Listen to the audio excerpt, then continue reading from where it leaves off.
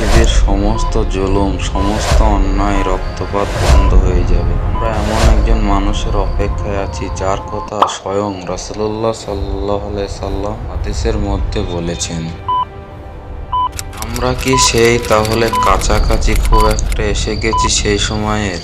আজকের বিশ্বের দিকে তাকিয়ে দেখুন, সিরিয়া থেকে ফিলিস্তিন থেকে ইয়েমেন, সব জায়গায় শুধুই আর্তনাদ। পৃথিবী যেন এখন একটি আগ্নেয়গিরির ওপর দাঁড়িয়ে আছে। ঠিক এই সময়ে আমাদের জন্য আসছে আশার আলো নিয়ে হযরত ইমাম আল মেহেদী আলাইহিস সালাম।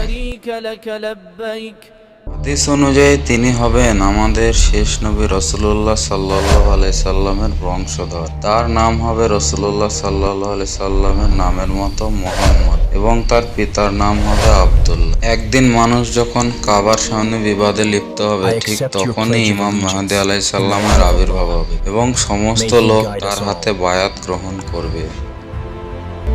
আগমনের পর পৃথিবীতে ন্যায় বিচার সৃষ্টি হবে। জুলুম, অন্যায়, অত্যাচার এই পৃথিবী থেকে চিরতরে বিদায় নেবে। প্রশ্ন হলো, আমরা কি সেই সময়ের জন্য প্রস্তুত? ইমাম মেহেদী আগমনের বড় বড় আলামত ইতিমধ্যে প্রকাশ পেয়েছে।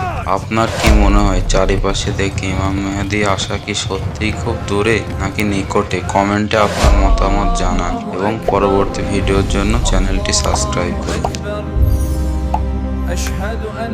এরকম ইসলামিক কন্টেন্ট পেতে আমাদের চ্যানেলটিকে সাবস্ক্রাইব করে লাইক, শেয়ার, কমেন্ট করে পাশে থাকবেন আশা করছি।